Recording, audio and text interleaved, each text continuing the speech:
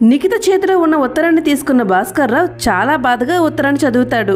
నిక్కీ, నీ జీవితంలో నా జీవితం కూడా ఉంటే బాగున్ను.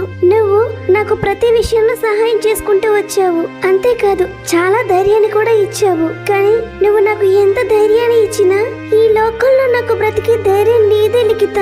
మా నాన్న నాకు అన్నీ ఇచ్చారు, కానీ ఏ రోజు కూడా నీకు ఇది నచ్చిందా అని ఒక్క విషయం కూడా అడగలేదు నిఖిత. అది జాబ్ అయినా పెళ్ళైనా ఈ విషయం కూడా నాకు నచ్చినట్టు జరగలేదు నిఖిత. అంతా మా అమ్మ నాన్నల ఇష్టం మీదే జరిగింది. నాన్న, నేను యూనివర్సిటీ టాపర్ అయినందువల్ల నాకు బెంగళూరులో ఉద్యోగం వచ్చింది నాన్న. ఏంటి, బెంగళూరులోనా? ఒంటరిగా ఆడపిల్లని అంత దూరం నేను పంపలేను. ఒంటరిగా కాదు నాన్న, నిఖిత కూడా నాతో పాటే బెంగళూరులో ఉద్యోగం చేసుకుంటా అని చెప్పింది. కాబట్టి ఇద్దరం కలిసి అక్కడే జాబ్ చేసుకుంటూ అక్కడే ఇద్దరం కలిసి ఉంటాం నాన్న. తను వచ్చినా వద్దు, ఇద్దరు ఆడపిల్లలే. అంత దూరం వెళ్ళి ఏం ఉద్యోగం చేస్తారు? ఎక్కడే ఉండి ఏదైనా చెయ్యు, లేదంటే మనకి ఉద్యోగం చేసే బాధ ఏంటి? ఆ అమ్మకి ఏదైనా సహాయం చేస్తూ ఇంటిలోనే హ్యాపీగా ఉండు. పోనీ నాన్న, నాకు మ్యూజిక్ అంటే చాలా ఇంట్రెస్ట్ ఉంది నాన్న. సంగీతం కానీ లేదా వైలిన్ కానీ నేర్చుకుంటాను నాన్న. అవన్నీ ఏం వద్దు, బయట పరిస్థితులు ఏం బాగోలేవు. నువ్వు ఇప్పుడు అవన్నీ నేర్చుకుని పాడుతా తీగలో వెళ్ళి పాడుతావా ఏంటి? అవన్నీ కుదరని పనులు స్నేహ. ఆడపిల్లవి, నీకు అవన్నీ చెప్పినా అర్థం కావు. నాన్న ప్లీజ్ నాన్న, నేను నేర్చుకుంటాను నాన్న. చెప్తున్నా కదా స్నేహ, ఇంకా ముండిగా ఆలోచిస్తావేంటి? ఇలా మా నాన్న నా చదువుని, నా జాబ్ని, నా ఇష్టాల్ని కూడా నా గొంతులోనే ఆపేశారు. ఇంకా నా పెళ్లి విషయం అంటావా? అది స్పెషల్ గా చెప్పనవసరం లేదు. అసలు నా పెళ్లి నా ప్రమేయం లేకుండానే జరిగిపోయిందేమో అనిపిస్తుంది. రేణుకా, ఆ అమ్మాయికి మంచి సంబంధం కుదిరింది. ఆ అబ్బాయికి మంచి ఉద్యోగం. వాళ్ళు మనకంటే చాలా గొప్పగా సంపాదించిన వాళ్లే. వాళ్లతో పెళ్లి కుదిరింది అంటే మన అమ్మాయి చాలా అదృష్టవంతురాలు. ఆ ఇంటిలో మహారాణిలా బ్రతుకుతుంది. ఆ ఇంటికి ఆ అబ్బాయి ఒక్కడే కొడుకు. ఒక కూతురు కూడా ఉంది వాళ్ళకి. అవునా? ఎంత మంచి మాట చెప్పారండి. నాకు చాలా సంతోషంగా ఉంది. నాన్న, నాకు ఈ పెళ్లి ఇష్టం లేదు నాన్న. ఎందుకిష్టం లేదు? ఆ అబ్బాయికి ఏం తక్కువని? ఆస్తి, అంతస్తులు, డబ్బు, ఉద్యోగం అన్నీ ఉన్నాయి. ఇంకేంటి? నాన్న, నేను కాలేజీలో ఉండేటప్పుడు ఒక అబ్బాయిని ప్రేమించాను. తన పేరు జై. నేను తననే పెళ్లి చేసుకుందాం అనుకుంటున్నాను నాన్న. ఏంటి, ప్రేమించావా? ఎంత ధైర్యంగా అమ్మాట చెప్తున్నావు? నా దగ్గర ప్రేమ దోమ ఏం కుదరవు. వంశీతోనే నీ పెళ్లి. అలాంటి ప్రేమ గీమ ఉంటే మర్చిపో. ఎవడో ముక్కు తెలియని అనామకుడికిచ్చి నా కూతురి పెళ్లి చేయలేను. నాన్న, జై చాలా మంచివాడు నాన్న. తను జాబ్ సర్చింగ్ లో ఉన్నాడు. కావాలి అంటే తను పిలిచి మాట్లాడండి. తనకి జాబ్ వచ్చాకే మేము పెళ్లి చేసుకుంటాం. అంతా మీ ఇష్టం మీదే జరుగుతుంది నాన్న. జై నీకు కూడా నస్తాడు నాన్న. ఒక్కసారి పిలిచి మాట్లాడండి నాన్న. రేణుకా, నీ కూతురికి చెప్పు, తను జైని పెళ్లి చేసుకోవాలంటే తన తండ్రి శవాన్ని దాటి వెళ్ళాలి అని. ఇలా మా నాన్న ఇష్టం ప్రకారమే అన్నీ జరిగాయి. ఇష్టమైన వాడిని విడిచిపెట్టి మా నాన్నకి ఇష్టమైన వాడని వంశీని చేసుకున్నాను. అలా మనసిచ్చిన వాడిని విడిచిపెట్టి ఇష్టం లేని వాడిని పెళ్లి చేసుకుని తన కూతురు ఎన్ని కష్టాలు పడుతుందో మా నాన్నకి తెలియదు నిఖిత.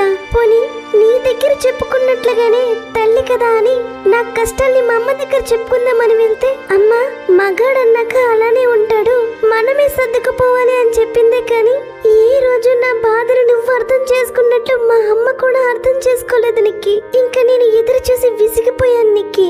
ఎవరు నా కోసం మారరు, నేనే అందరి కోసం మారాలి. అటు నా భర్తతో ఎలాగో సుఖం లేదు, ఇటు ఇంటికొచ్చి నా బాధను చెప్పుకునే ధైర్యం లేదు. నేను చెప్పినా ఎవరు నమ్మరు కూడా. అందుకే ఇలాంటి నిర్ణయం తీసుకుంటున్నాను నిక్కి. నన్ను క్షమించు. నా కూతురు ఎన్నాళ్ళు ఇంత బాధని దిగమింగుకొని బతికిందా? తండ్రిగా తనకి మంచి జీవితం ఇచ్చాను అనుకున్నా, కానీ ఇలా తన పడుతున్న బాధకు నేనే కారణమవుతాను అనుకోలేదు. తన మనస్సుని అర్థం చేసుకోలేకపోయాను. అంకుల్, ప్రతి ఆడపిల్లకి తన తండ్రే ఫస్ట్ హీరో. మేము ఎప్పుడు మీకు అవమానాలు తెచ్చిపెట్టాలి అని చూడము. మీరు మీ కూతురికి ఎన్నో చేశారు, కానీ బయట జరిగే పరిస్థితులు బట్టి మమ్మల్ని కొద్దిగా కఠినంగా పెంచాలి అనుకున్నారు. అలాగే మీ సంతోషం కోసం మేం కూడా మా ఆశల్ని ఇష్టాల్ని వదులుకొని మీకు నచ్చినట్లుగా బతకాలి అనుకున్నాం. మీరు ఏ నిర్ణయం తీసుకున్నా కాదు అనకుండా తలదించాం. కానీ మాకంటూ కొన్ని ఇష్టాలు ఉంటాయి, మాకు నచ్చేవి ఉంటాయి. వాటిని తల్లిదండ్రులు మీతో కాకపోతే ఇంకెవరితో చెప్తాం అంకుల్? ఒక ఫ్రెండ్ దగ్గర చెప్పే మా కష్టాన్ని కన్న తల్లిదండ్రుల దగ్గర చెప్పలేకపోతున్నాము అంటే మా పరిస్థితి అర్థం చేసుకోండి అంకుల్. ఆడపిల్లగా పుట్టినందుకు ఇంకా ఎన్నాళ్ళు అంకుల్ సంఖ్యలో బందీగా ఉండాలి? ఏ మగవాడికి ఇష్టాలు ఆశలు ఉంటాయా? ఆడపిల్లగా పుట్టామని మాకు అలాంటి ఇష్టాలు ఆశలు ఉండకూడదా అంకుల్? అమ్మా నిఖిత, నేను పెద్దరికం పేరుతో, పరువు ప్రతిష్టల పేరుతో ఎంత తప్పు చేశానో నాకు అర్థమవుతుంది. నేను వెంటనే నా కూతురిని చూడాలి తల్లి. అంకుల్, తను ఆఫీసులో మీటింగ్ ఉందని వెళ్ళింది. సాయంత్రం తొందరగా వచ్చేస్తుంది. అప్పటి వరకు మీరు ఇక్కడే రెస్ట్ తీసుకోండి. స్నేహకి కాల్ చేసి నేను తొందరగా రమ్మని చెప్తాను. ఇలా సాయంత్రం కావడంతో నాన్న, మీరా? నాన్న, నేను చెప్పేది కాస్త వినండి నాన్న. సారీ నాన్న, నేను చేసేది తప్పే. కానీ నాన్న. అమ్మా స్నేహ, కంగారు పడుకు తల్లి. నేను నిన్ను ఏమనను. కానీ తల్లి, ఈ తండ్రిని క్షమిస్తావా అమ్మా? నీ పట్ల నేను చాలా మూర్ఖంగా నడుచుకున్నాను తల్లి. నన్ను క్షమించమ్మా. నాన్న, మీరు అలా బాధపడకండి నాన్న. మీరెప్పుడు తప్పు చేయలేదు నాన్న. మీరేంటో నాకు తెలుసు నాన్న. అంతేకాదు, నేనంటే మీకు ఎంత ఇష్టమో కూడా నాకు బాగా తెలుసు నాన్న. ఇక నుండి నీకు నచ్చిన విధంగా నీ జీవితాన్ని జీవించు. నువ్వు రాసిన ఉత్తరం నిఖిత నాకు ఇచ్చాక నాకు అంతా అర్థమైంది. నువ్వు నీ భర్త వంశీతో అంత కష్టపడి ఉండనవసరం లేదమ్మా. తనకు విడాకులు ఇచ్చేసి నీ బ్రతుకు నువ్వు బ్రతుకు తల్లి. ఇకపై ఈ తండ్రి నీకు తోడుగా ఉంటాడమ్మా స్నేహ. నాన్న, మీలో ఈ మార్పు రావడం నాకు చాలా సంతోషంగా ఉంది నాన్న. కానీ వంశీ అంటే నాకు కోపం ఏం లేదు నాన్న.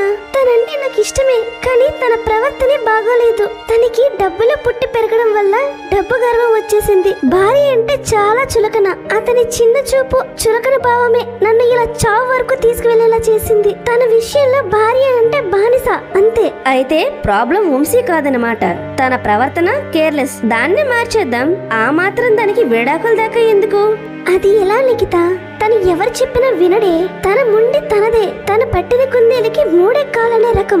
స్నేహ, ప్రతి జబ్బుకి మందున్నట్లే ప్రతి సమస్యకి పరిష్కారం ఉంటుంది. ఇంతకు ముందే అంకుల్ నిన్ను అర్థం చేసుకోలేదు అన్నావు. ఇప్పుడు ఏమైంది?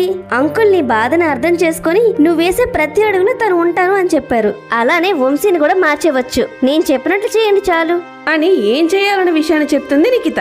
సరే నిఖిత, అలానే చేద్దాం. ఇలా కొద్ది రోజులు గడిచాయి. అంకుల్, ఏమైంది మీ అందరికి? అసలు స్నేహ ఏది? తనకి కాల్ చేస్తుంటే అవ్వదు, మీకు కాల్ చేస్తే మీరు తీయటం లేదు. రండి అల్లుడు గారు, వచ్చి ఇలా కూర్చోండి. ఏం తాగుతారు? Coffee, tea? ఏమోయ్, అల్లుడు గారు వచ్చారోయ్. మీ మర్యాదలు నాకేం అవసరం లేదు. అసలు నేను విన్నది నిజమేనా? ఏం విన్నారు అల్లుడు గారు? మొన్న ఎవడో కాల్ చేసి స్నేహ జాబ్ చేస్తుందని చెప్పాడు. నా ఫ్రెండ్స్ కూడా తనని ఆఫీస్ మీటింగ్స్ లో చూశారంటున్నారు. ఏంటి నిజమా? అసలు స్నేహ ఎక్కడ? స్నేహ, స్నేహ.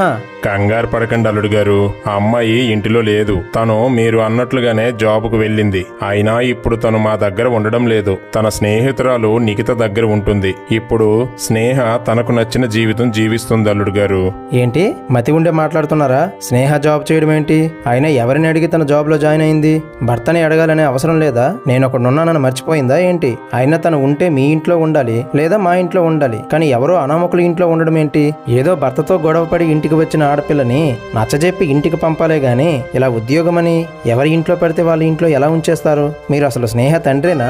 వంశీ, నువ్వు ఆ మాట స్నేహాన్ని అడిగే ముందు తనతో అసలు నువ్వు భర్తగా నడుచుకుంటున్నావా? ఏం మాట్లాడుతున్నావు నిఖిత? తనకి ఏం తక్కువ చేశాను? మంచి ఇల్లు, పనివాళ్ళు, నచ్చిన చీరలు, నగలు, ఇంకా ఏం కావాలి? టెన్షన్ లేని జీవితం తనకి ఇచ్చాను. ఏం తక్కువ తనకి? జాబ్కు వెళ్లి నా పరువు తీయడానికి తప్ప.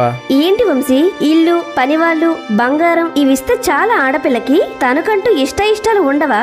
అసలు తను ఏ రోజైనా భారీగా చూసావా? అలా చూసుంటే ఇలా అనుండవలే. అయినా నా పిచ్చి గాని నువ్వు అలా భర్తగా ఏ రోజైనా చూసుంటే తనెందుకు సూసైడ్ వరకు వెళ్తుంది? ఏంటి సూసైడ్ చేసుకోవడం ఏంటి? ఆయన ఎప్పుడు జరిగింది? నాకు అసలు చెప్పలేదు. ఎందుకు చెప్పాలి వంశీ నీకు? నీ ఫ్రెండ్స్ మీ ఆవిడ్ని జాబ్ చేస్తుంది అనగానే పౌరుషంతో వచ్చేసావు అడగడానికి. అంతేగాని నీ భార్యపై నీకు ప్రేమ ఉండి రాలేదు కదా. అయినా వంశీ, తన సూసైడ్ నోట్ లో నీ గురించి ఏం రాసుకుందో తెలుసా? ఏం రాసింది? నీపై తనకున్న ప్రేమని చంపుకోలేక, అటు నీ మూర్ఖత్వాన్ని మార్చలేక, ఏం చెయ్యాలో తెలియని పరిస్థితిలో తానే చావాలనుకుంది వంశీ అంటూ స్నేహ రాసిన సూసైడ్ నోట్ లో వంశీ కోసం ఏ విషయం రాసిందనే విషయాన్ని నిఖిత వంశీతో చెప్పసాగింది. నిఖిత, నా భర్త వంశీ చాలా మంచివాడే, కానీ అతనికి డబ్బు గర్వం, మగాడని అనే అహంకారం చాలా ఎక్కువ. తనని ఒక్కోసారి చూస్తూ ఉంటే మా నాన్నలానే అనిపించేవాడు. ఎందుకంటే ఇద్దరికి నా ఇష్టంతో అసలు పనే లేదు. స్నేహ, నీకు అసలు బుద్ధి ఉందా? నాన్నగారికి షుగర్ ఉంది, అమ్మకి బీపీ ఉంది. వాళ్ళకి ఏమివ్వాలో ఏమివ్వకూడదో కూడా చూసుకోలేవా? చదువుకున్నావు కదా, ఎవరికి ఏం ఫుడ్ పెట్టాలో కూడా తెలీదా? అలా కాదు లేదండి, అత్తయ్య మామయ్య నా మాట అసలు వినరు. వాళ్ళకి ఎన్నిసార్లు చెప్పినా వాళ్ళకి నచ్చినట్టే ప్రవర్తిస్తున్నారు. అలా కాదని ఏదైనా అడిగేమనుకో, ఇది నా కొడుకు ఆస్తి, మాకు నచ్చినట్లే ఉంటాం, ఇందులో నీ పెత్తనం ఏంటి అని నాపైనే కోపడుతున్నారండి. పెద్దవాళ్ళు అన్నాక అలానే ఉంటారు, కానీ మనమే వాళ్ళకి నచ్చ చెప్పాలి. కానీ ఏమండి, ఇంక నాకేం చెప్పకు స్నేహ. ఇంటినే మెయింటైన్ చేయలేకపోతున్నావు, పెళ్ళైన కొత్తలో ఇంకా జాబ్ చేస్తా అన్నావు. ఇలా నీ పీత బుర్రతో జాబ్ చేసేద్దామనే అయినా యూనివర్సిటీ టాపర్ అన్నావు, కనీసం ఇంటిలో పనులు చేయలేకపోతున్నావు. మళ్ళీ ఇంటి నిండా పనివాళ్ళు. ఛ, నీకేమొచ్చు అసలు? తిని కూర్చోవడం తప్ప. మీ అమ్మ వాళ్ళు ఇంట్లో ఇదే నేర్పారా ఏంటి? ఇలా నేను ఏం చెప్పినా తనకి అర్థం కాదు. తను అనుకున్నదే కరెక్ట్. అయినా యూనివర్సిటీ టాపర్ అయినంత మాత్రాన కాలేజ్ లో ఇంట్లో ఎలా ఉండాలనే విషయాలేమి నేర్పించారు కదా నిఖిత. ఇంకా నా అత్త విషయానికి వస్తే ఆవిడకి నాపై ఎందుకంత కోపమో నాకు ఇప్పటికీ తెలియదు నిఖిత. ఏమమ్మా కోడలా, ఏం చేస్తున్నావు? నా కొడుక్కి మా మీద చాడీలు చెప్పడం అయిపోయిందా? అయ్యో, చాడీలేంటత్తయ్య, మీపై నేనెందుకు చాడీలు చెప్తాను? నంగనచ్చలో మాట్లాడకే, నాకు అన్ని విషయాలు తెలుసు. అయినా 5 సంవత్సరాలు అవుతుంది పెళ్ళయి. ఇంతకీ పిల్లల గురించి ఏం ఆలోచించారు? పిల్లల్ని కనే ఆలోచన ఉందా లేదా? అది అత్తయ్య గారు, మీ అబ్బాయి. ఏంటి మా అబ్బాయి? ఆడదానివి, ఇలాంటి విషయాలన్నీ నువ్వే చూసుకోవాలి. పిల్లలు లేరు అనగానే మగాడి మీద తోసాడమేనా? ఏ నీకే బాధ్యత లేదా ఏంటి? ఏం ఎరగనట్టు అత్తయ్య మీ అబ్బాయి అంటున్నావు గాని. అదే విషయాన్ని వంశీ దగ్గర చెప్తే ఏమన్నాడో తెలుసా? ఏమండి, అత్తయ్య మామయ్య మనకి పిల్లల గురించి అడుగుతున్నారండి. వాళ్ళు వయసులో పెద్దవాళ్ళు, వాళ్ళకి అచ్చట ముచ్చట ఉంటుందిగా, కనేస్తే పోతుంది. సరే, నాకు విసికించుకో, నాకు చాలా తలనొప్పిగా ఉంది. అయినా ఆఫీసు నుండి ఇప్పుడేగా వచ్చాను, ఎందుకు అలా ఊరికే విసికిస్తావు? నిక్కి, నాకు తెలియక అడుగుతాను. పిల్లలు అని నేను అనుకుంటే సరిపోతుందా? తను అనుకున్న అవసరం లేదా ఏంటి? ఇదేమైనా దేవత యుగం అనుకుంటున్నాడా ఏంటి వంశీ?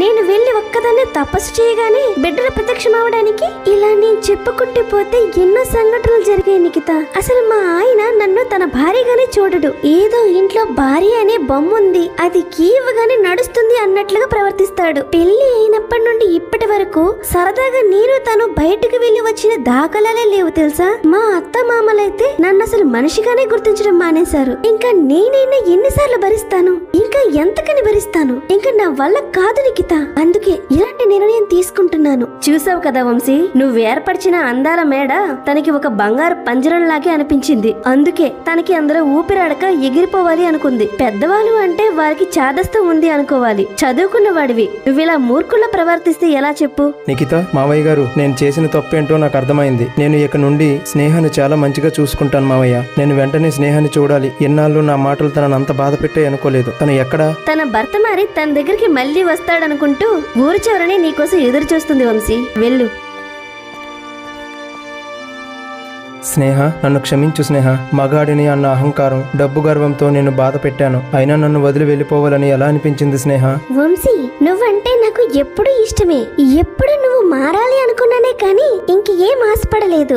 నాకు నీ డబ్బు ఆస్తి కంటే నీ ప్రేమే ముఖ్యం. స్నేహ, నా తప్పు నాకు అర్థమైంది. ఇకపై నీకు ఎలా ఉండాలనిపిస్తే అలా ఉండు. ఇకపై నీకు ఏది వస్తే అదే చెయ్యు. జాబ్ చెయ్యాలి అన్నా చేసుకో, పర్వాలేదు. మా అమ్మ నాన్నకి నేను చెప్తాను. నేను బయటికి నీపై దురుసుగా నడుచుకున్నా నువ్వంటే నాకు చాలా ఇష్టం స్నేహ. చాలా థ్యాంక్స్ వంశీ. ఏమమ్మా స్నేహ, ఇప్పుడు హ్యాపీ అయినా?